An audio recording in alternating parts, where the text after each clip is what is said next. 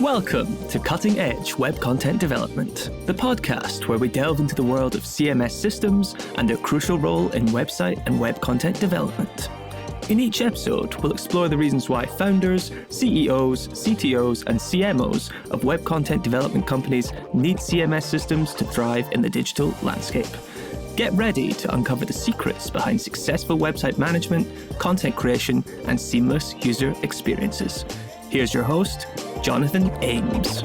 Welcome to Cutting Edge Web Content Development, a podcast by Better CMS. Here we share insights on the intersection of content and web development and how you can align those two often competing forces to create efficiency and drive great business results. I'm your host, Jonathan Ames, guiding you on a journey through the tips, process improvements, and technologies that help marketers and developers harmonize their strengths into cutting-edge digital experiences. Joining me today is Sam Sayer. He's the founder and creative director at DeType. With over 16 years of experience in the design industry, Sam's journey spans branding, motion, UX, and online projects. Welcome, Sam. How you doing? Good to see you, Jonathan. Now, you're going to correct me because you already corrected me before. Instead of UX, CX is what we're looking at here. So maybe can you define the idea behind, CX and its importance in the digital world? Yeah, I mean, this comes sort of way back really to, what is UX? And, usually UX is not just in the digital world. It's not just apps and websites. It's the whole world, right? User experience. And I think one good link to this is I was at a coffee shop a couple of years ago and I'm sure you've seen the thing, there's a handle, but it's push. So your first experience to get to a coffee shop is feeling like an idiot because you pushed full handle, or whichever around, So, right off the bat, awesome coffee. I love it. But that one thing needs to be fixed and it'll make people's experience all the better, right? So, and this is what we've come around to today. It's not just the usability of a site or like, it's all the touch points. It's the tone, it's the content. It's the, whether it's digital or not, it's the customer experience overall. I think that's a really, really important thing. Now, when you talked about the functionality there, that sounds like something that even the development side in a digital project should be caring about, not just the marketing side. Has that been your experience that developers seem to be more interested in UX and CX or less interested, or does it seem about the same? I'm seeing it more so now. It's the classic form and function, right? There's the classic idea that developers are function and designers are form, right? But actually there needs to be understanding and crossover of both worlds. Myself, I'm very much in the design camp and I dabble with code. I'm not clever enough. But it has to be that nice balance. Steve Jobs always was insistent that the inside of computers were as beautiful as the outside. So yeah, I think more than ever, while it's important to be specialist, I think you've got to have an understanding of both sides. Yeah, absolutely. So as far as your day-to-day work at DeType, how does that involve this customer experience, user experience? So a lot of our focus is building in the value.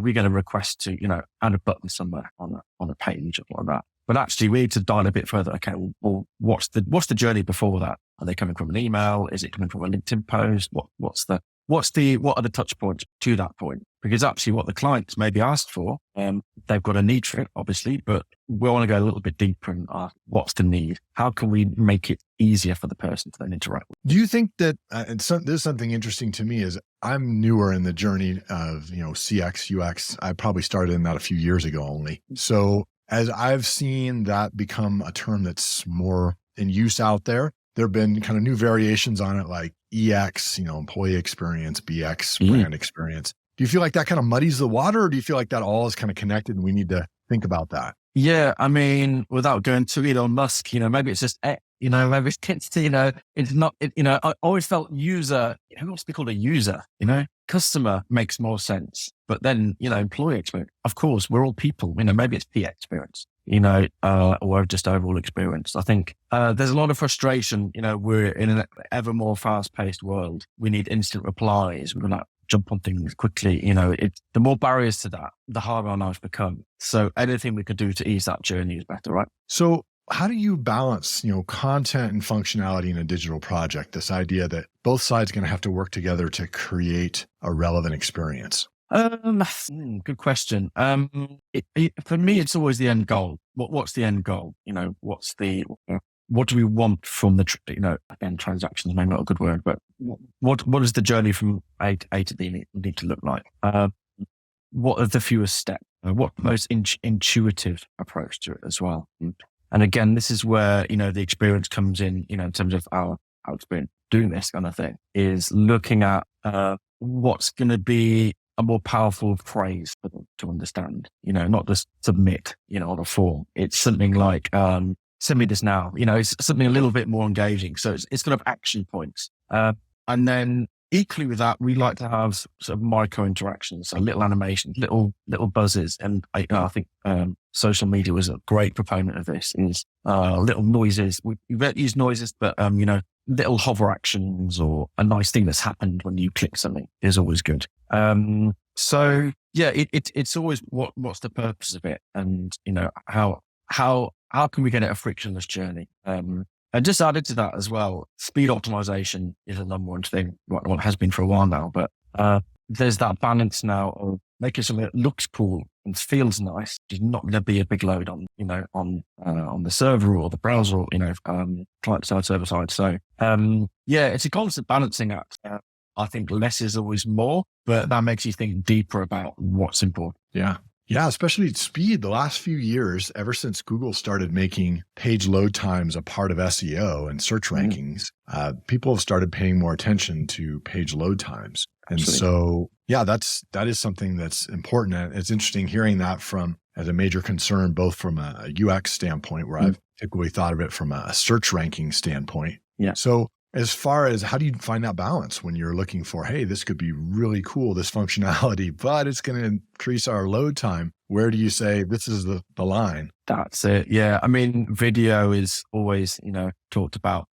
People have a video on the site, but that comes at a cost, right? So, it's I guess it's fighting the case. And again, what's important for the client, is it the rankings? Is it the speed? Is it the beauty of it? I think people have different needs. It depends on their audience, right? And I think this is something we always talk about. Almost never mind what the client wants. What do their audience? What are they expecting? Are they expecting something real whiz bang and wow? In which case we can compromise on the optimization. Do they want quick results? Well, it's got to be fast. So it's user avatars, right? That's the fundamental thing. And we do work with clients to understand those. A lot of people have heard of it, a lot of people haven't. So doing that piece of work is particularly important, in taking the right notes when we can. Okay, that brings up a great topic, which is this idea of, what does the user want in their experience? And you said, that's something you try to determine with your clients. Can you map out like what that process is of figuring out, and for one of your clients recently, how you figured out what the user wanted and then implemented that in your digital design? Let's think of one. Profiling does get tricky. It depends on what the client's doing, right? What are they offering? If they are in real estate, or a letting estate agent, where are they in the market? Are they bottom, middle, high, super high end? If they're super high end, people will probably want more of a concierge service than just, they're going to have their people look for these things on the site. So actually, while they're the end client, they're not necessarily the people who get interacting in the site. So this was quite an interesting one, really, in that we need to appeal to the end client, but actually there's going to be something a little bit in the middle. So there's certain things we can look at in terms of market, sector, shall I say. Sectors, they're the easy one to start, but also in terms of what their services are within that. So not all real estate agents are built equal, shall we say. They'll have different strands that they'll focus on. So we'll up and dial right back to, okay, let's talk money, right? Because that's what it all comes down to. What brings you the most profit, or what's your bread and butter? What's going to be your constant? Make sure we're focused on those two avatars, because they might have many avatars. They might work with many people, but actually what's going to keep your bottom line going and what's going to be the profit service that come back there. You can have 3, 4, you have many customer avatars for a business, but focus on those two, I think, is really, really key, because that's going to speak us, right? Yeah. So the user as well as maybe the end user. So there's people in there that have different roles. You see a lot of that in B2B, you may have, a decision maker, you may have a champion out there and influencers along the way. all of which you have to message to and are going to have an experience with your brand, typically through your digital materials, either something they download or your website. And so how do you create those personalized tracks for each of them that really give them the right experience and the information they're looking for? Yeah, so good point. Yeah, sure. In fact, something that was interesting about when I was reading about your background, that you'd actually written a book called, am I pronouncing it right, Dury? The Dury, yes. Dury, yeah. So it sounds very process oriented. So what did you learn about process in doing that? The hard way. I'm kind of head in the air creative, really. But I've learned as a business owner, I've had to become more systems orientated. And a lot of it came down to goal setting, right? So the whole concept of the Dury is a diary for doing. So I want it to be universal, that anyone could use it, young, old, whatever. If you're doing yoga, if you're learning language, whatever it is. So it's about setting a goal, chipping away at it a little bit each day. And that's one thing I've really focused on in the last few years is don't look at the mountain, look at the steps. So, and break it off into milestones. So yeah, the concept is there's two options. There's the 100-day or the 30-day. People want to get started with the 30-day Dury. That's right. But yeah, it's also, it's a focal point. We're digital. We're paperless office, quite proudly paperless office, right? So why have I produced a paper book? Because actually there's a lot of research gone into writing by hand commits things to memory better. It's I can't think of the phrase now, but it will link it. There's the hand-eye coordination, which cements it into a habit forming exercise. So there we go. Yeah, check it out.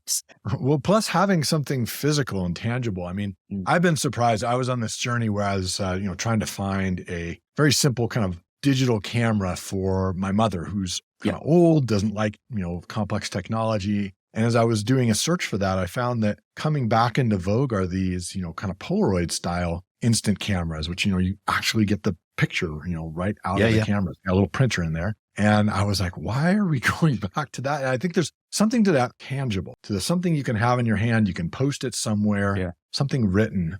Sometimes for process. That's a really good point. That Yeah, my son just turned 18 and I spent a lot of time trawling back through something like 20,000 photos on my phone, How many photos? Because it's so easy to take a picture now. You just take them all the while and you don't actually, whereas if you're taking a photo that's got film that's going to be developed, and you paid for that, I think you probably use it with more intent, right? I guess that's it. Yeah. Polaroid. I'd like a Polaroid.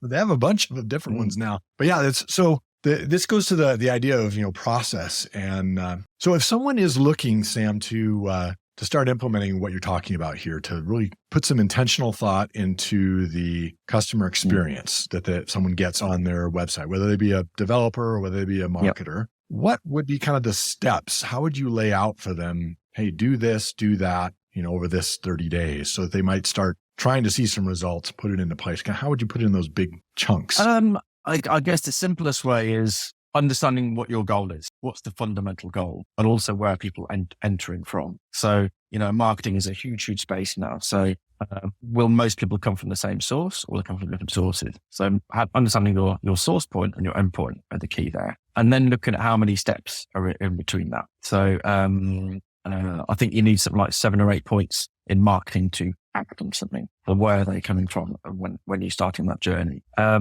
And also the people aren't always necessarily ready to buy straight away, or they're intrigued. There's definitely tips up there. Don't know. This is a good one. I've kind of lost my tangent a bit now. No, this is interesting because a lot of people who are the executive level, expect marketers to, produce results right away. They're like, well, hey, you sent out that email campaign or that ad. Where are all the leads or the sales? Yeah. And it's interesting. You mentioned multiple touch points. Typically in forming an opinion about something and desiring to move forward and research it, there's multiple steps in there. And I think that's part of this idea of user experience, is that it's not a one-step process. There's a journey. Exactly. And also, what are the look back points as well? I think this is a really interesting one is, how are you using automation? Are you using AI to help automate some parts of the journey? So, if someone's not interacted with a certain thing, send them this again, or someone on a different journey. So, you can program all sorts of things into a marketing funnel. But it's focusing on those key points, right? What's going to be the real action?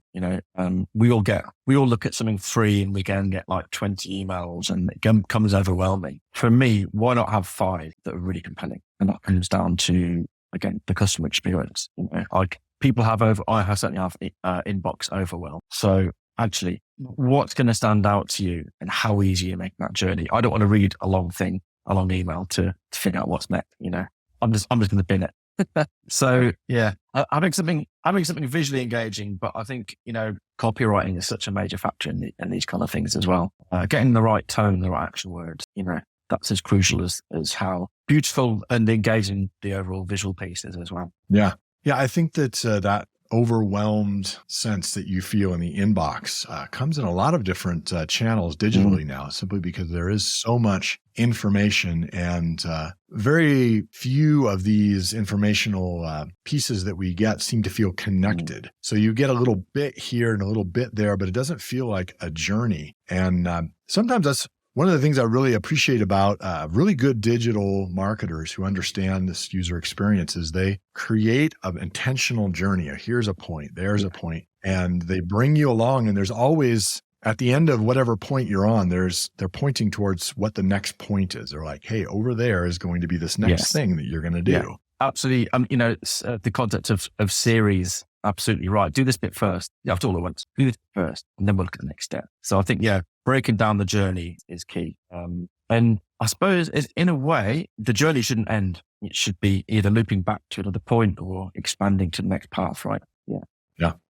Excellent. Well, let me ask you the next thing. When you're trying to manage your content creation, your web development tasks, what do you do to create order to that? What do we do? Create order. We use Asana as our project planner. So that is super cool for tasking and deadlining. That's, and deadlining is the key there, right?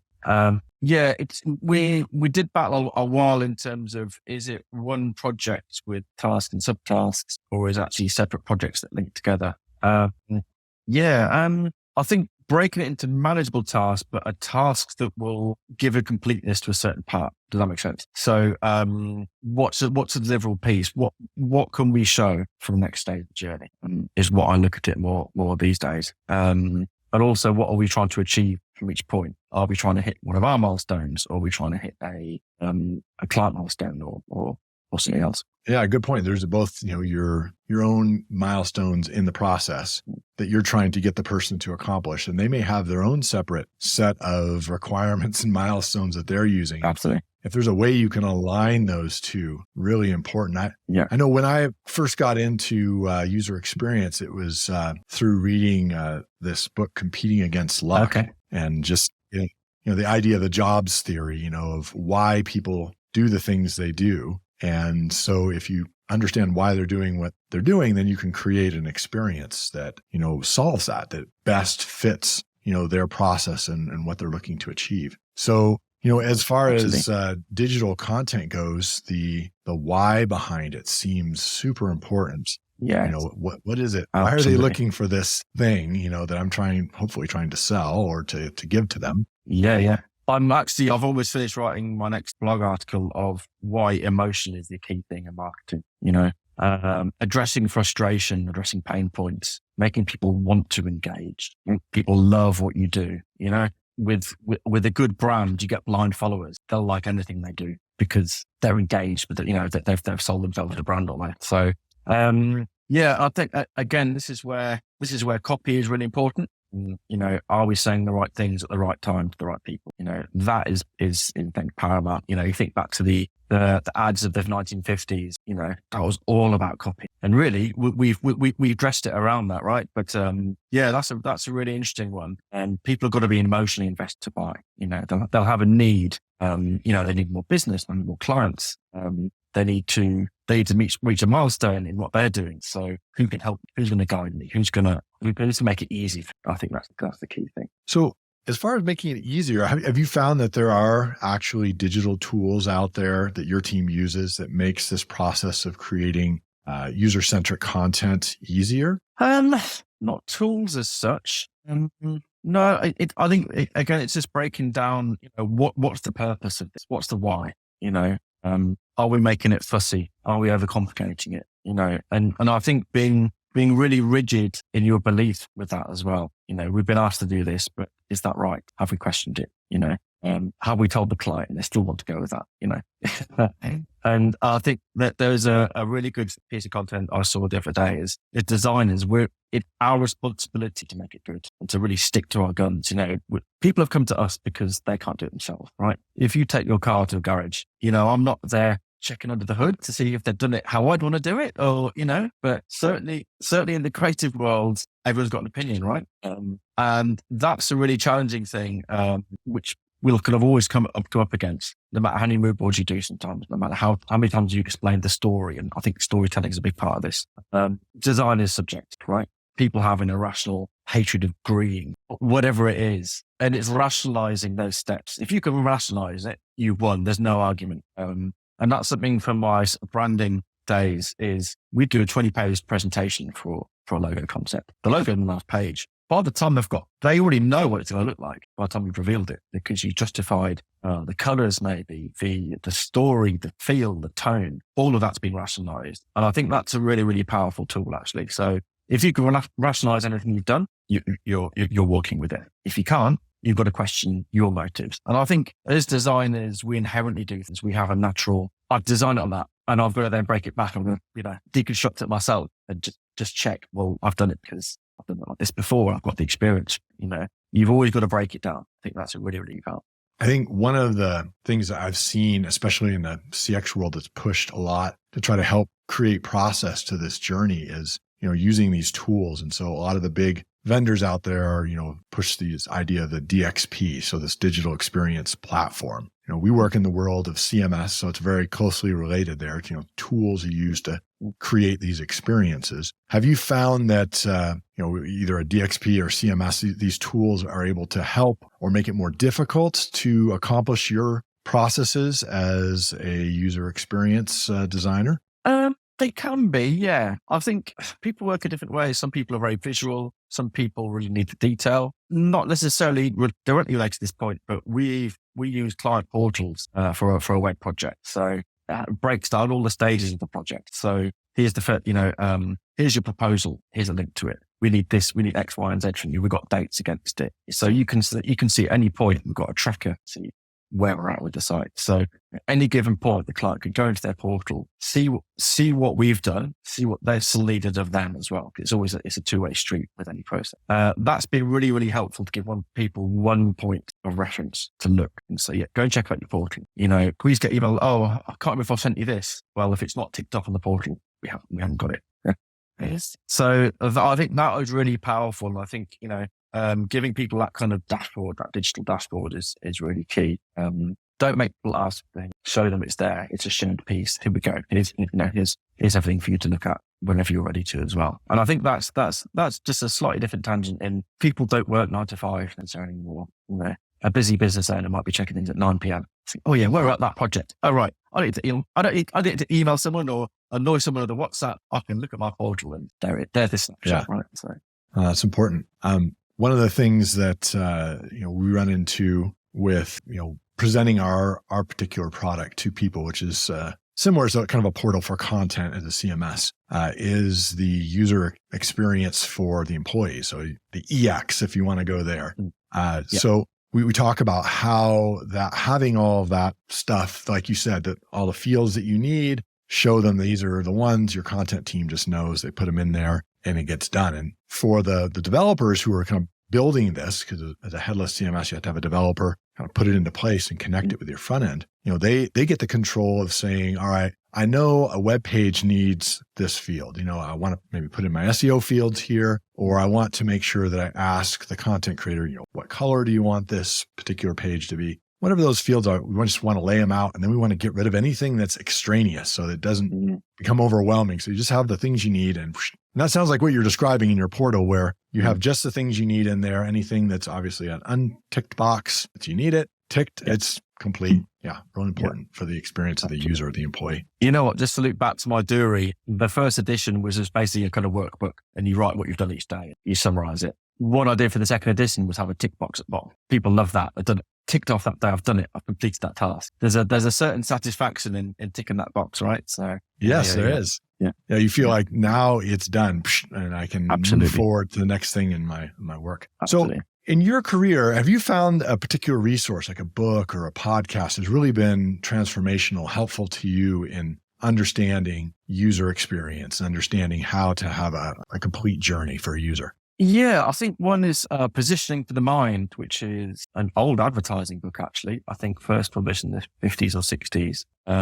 And again, that a lot of that is about the why and the emotional aspect to it, which is, I think as designers, like I said earlier, we kind of inherently do that. You have an impulse to do it. You know it feels right, but then break it down. That was a key one. I think that just stands the test of time. That's what, 60, 70 years old now. Still running. Yeah.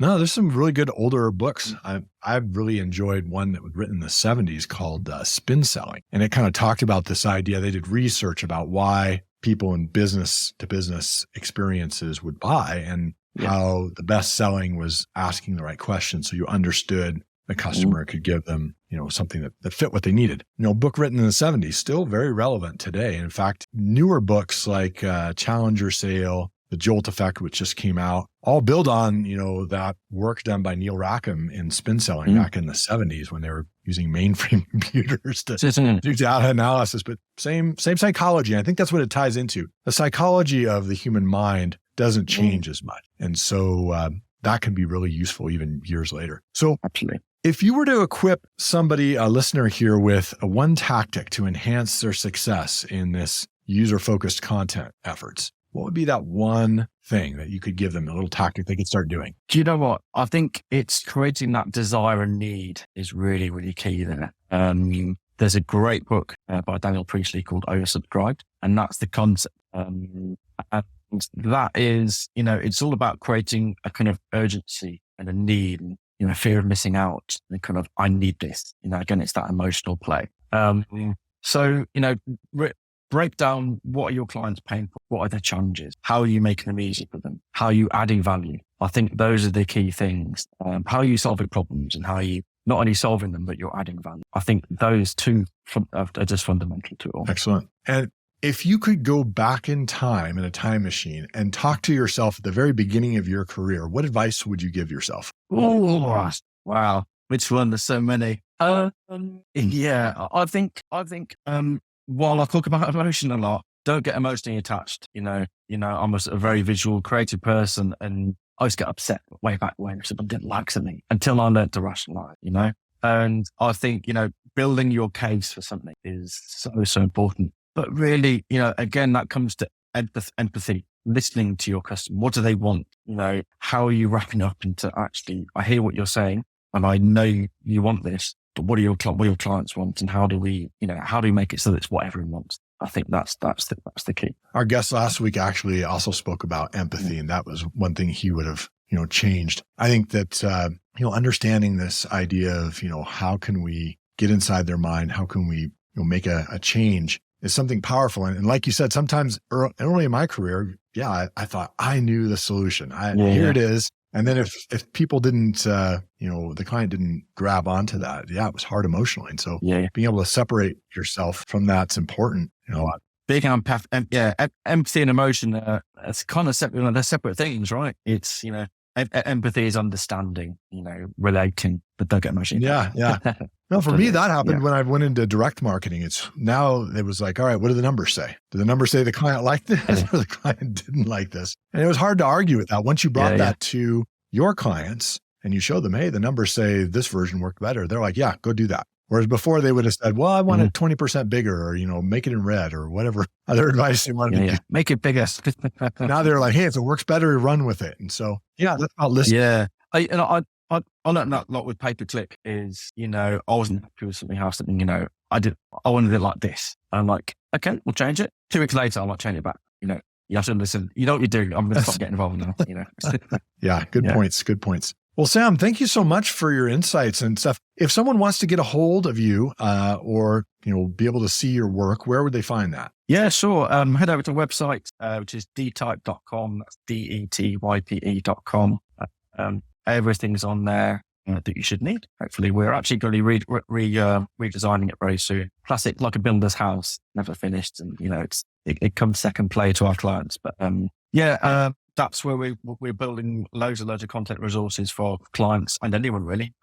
We've got a real angle now giving away as much as we can. How can we help people? That's our angle, is helping people. What are the people that are clients that you seem to get the best results with? Is there a particular industry or size, location? We work really well with niche consultants because they're often, they're very good at what they do, but they'll not always be able to articulate visually. There's one example where a consultant who works across the Middle East, something for recruiting the Middle East market. They'll help you get there. So that's something super, super niche, not worked with before. But again, I'm really understanding what their needs are, the client's needs are. It's really helpful project. So niche consultants and manufacturing and engineering we like.